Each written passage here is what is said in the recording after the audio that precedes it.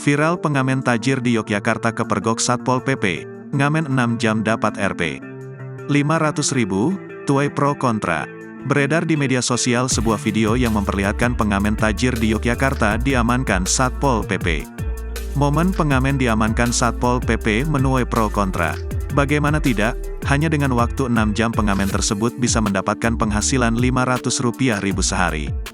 Video saat pengamen tajir itu diamankan Satpol PP Yogyakarta itu pun viral di media sosial.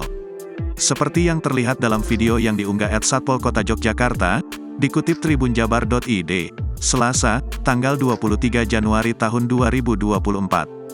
Dalam video tersebut pengamen diminta menghitung penghasilannya dari mengamen. Ia pun terlihat menghitung uang yang berhasil dikumpulkannya itu berupa uang recehan mulai dari Rp500, Rp1.000 hingga Rp2.000.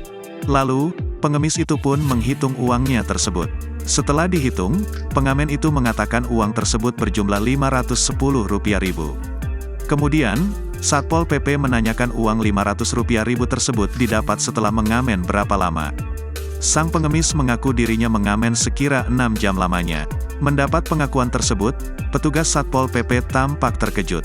Dalam narasi video, penghasilan pengamen Rp500.000 dalam waktu 6 jam tersebut bisa membeli motor baru dalam waktu sebulan. Dalam keterangan disebutkan pengamen tajir itu ditertibkan Satpol PP Yogyakarta Sabtu, tanggal 20 Januari tahun 2024 di Jalan Menteri Supeno. Satpol PP Yogyakarta menjelaskan bahwa pengamen tajir tersebut diamankan karena melanggar Perda DIY Nomor 1 Tahun 2014 tentang penanganan gelandangan dan pengemis. Setelah ditertibkan dan diamankan, pengamen itu kemudian dibawa ke Kem Asesmen Dinas Sosial DIY.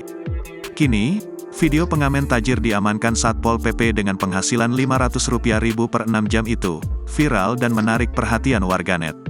Tak sedikit warganet memberikan beragam komentar hingga menuai pro kontra.